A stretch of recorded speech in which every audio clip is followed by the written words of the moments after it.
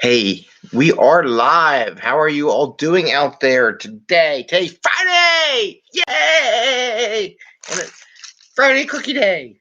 Fortune Cookie Friday. We're going to do that today.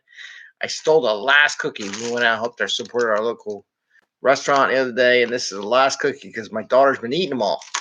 What are you going to do? Anyway, this is 5 a.m. Mester Scrum Show. I am Greg Mester, Scrum Master, Agile Coach. This is our 525th episode, and it's about 8:30, 8:23 a.m. Oh, well, what are you going to do? Windy day out here now. Winds are howling out there. I put a little post with the one out for my morning walk and took a picture of the moon, the wolf moon out there howling away, posted it up on the internet. It's just neat, something good, something working hard all night. So we'll talk about that a little bit too. And we're here to talk about Scrum and Agile in a tactical and practical way. Want to make sure we get value and not work our crazy hours. Like I said, the moon was up all night lurking. You know, Scrum and Agile are supposed to help developers and testers in our teams not spend all night long doing drops. You know, that's why they invented it. And you can tell me it's not, but yeah, they got tired of doing late nights working on stuff that didn't have any value. So that's why we do it. And there really is no reason in today's society. There's my little warning about being live. Let me mute this sucker. Of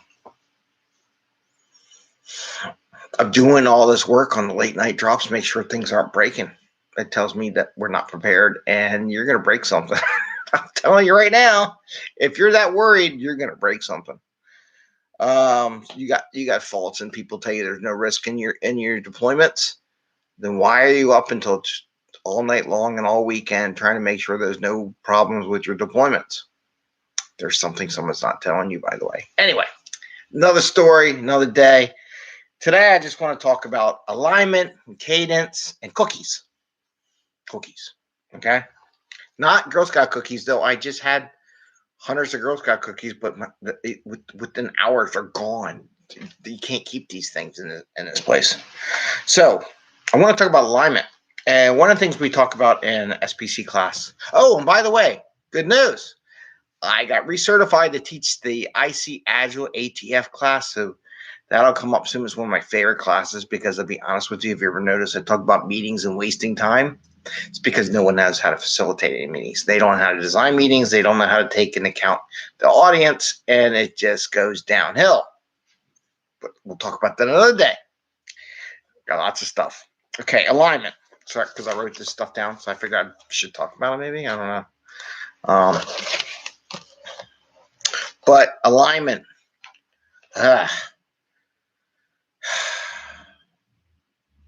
So the nice thing about cadence and planning stuff out, not that the plans are going to stay intact, but having a plan, kind of where everybody wants to go, what they want to head, having a cadence. We'll talk about that in a second. It allows you to be able to react to surprises, okay? Surprises always happen, and they're going to happen. And the question is, are you able to adjust? Without having a good alignment with your coworkers and other teams in your organization, you have no ability to adjust. And this is what I see a lot of organizations having problems. And if we hear a big trash truck outside, because trash trucks come by. Without alignment, this is what I see in organizations. When organizations are not aligned, they're not in cadence, they don't have a plan what they're doing, what you're going to see is they're going to spend half their time trying to figure out what the hell they just did and where they're at. So rather than addressing the issue that's critically having them to go do something in these surprises, they're spending half their time, well, where are we at in our process and what did we load up? Because I don't know. I don't know what we got up there, and we need to figure that out before we go fix something. So by not being in alignment in what you're doing, you're not able to, that's the loudest trash truck ever. They're really working hard. I don't know what they're doing. Trash is blowing all across the state. But, oh my God, I don't know if you can hear that, but I can hear it. It's like the squeakiest trash truck I've ever heard. And we're live, so it's just like happening. It's annoying me. I don't know if you guys hear it. Anyway, go back to what we're doing. Hopefully we can make it through. But there's less time to do the job that you really want to do. And the other thing I want to say, alignment. A lot of these people think, oh, we're aligned because we have the cadence. All our sprints are aligned. Now, I will say I'm a big proponent.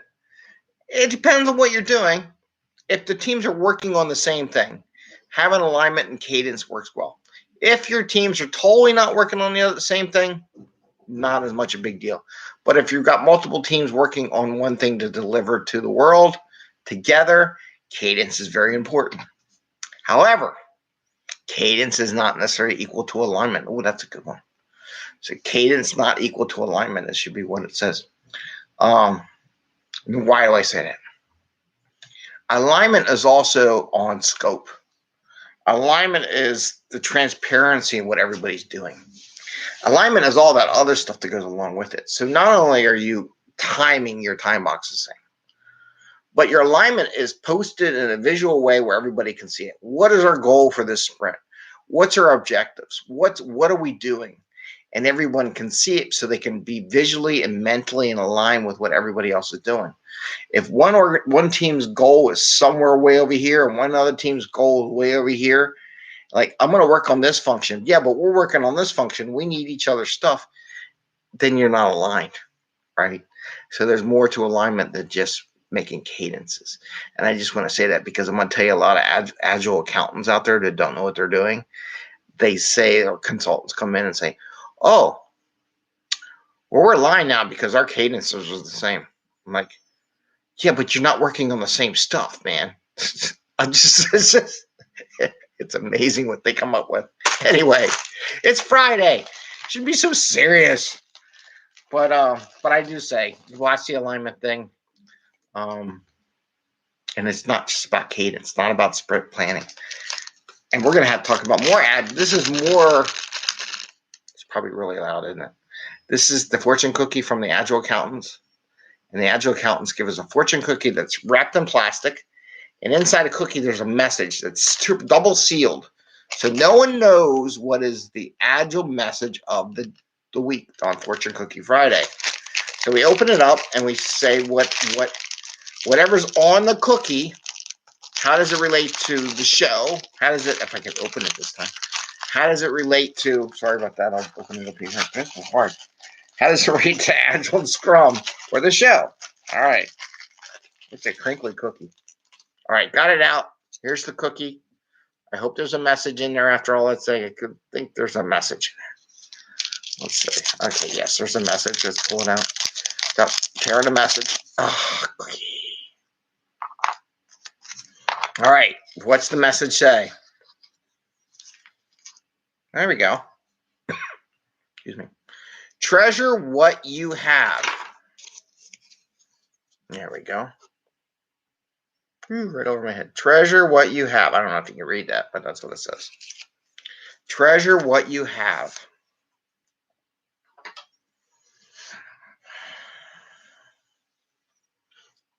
Okay. So I got one from last night.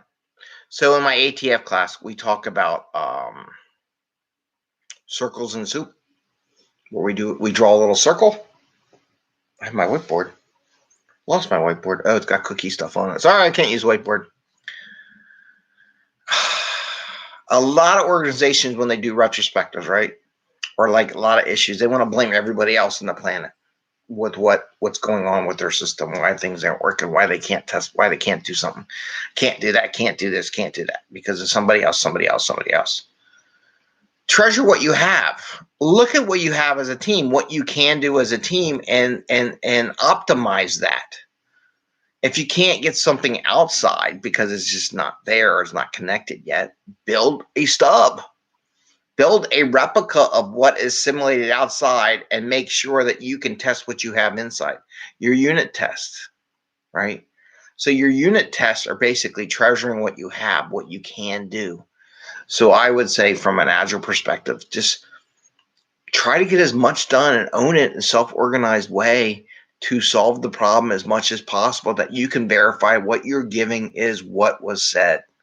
Whether or not somebody else drops the ball out there or maybe there's no communication between the two. That's a different story. But at least what you do and what you deliver is what you said it is. So treasure what you have. Treasure the skills of your team and your ability to test and verify what you have without being dependent upon other teams. That also goes to technical debt, by the way. So that does relate to technical debt. Anyway, so what we got for today. I want to wish you a happy Friday, happy scrumming, happy health, healthy day and weekend, and we will be back tomorrow. I don't know if they're going to launch a rocket today. And like I said, I got happy news. Going to teach the ATF class again, doing it virtually. I had to get recertified. I got it recertified for all my classes for teaching virtual. So it'll be coming soon. All right. For those who want it, if you don't want it, you can just listen to the show and learn a lot about facilitation. But you can get a cert too if you like. So yeah, have a great Friday. Enjoy. And bye.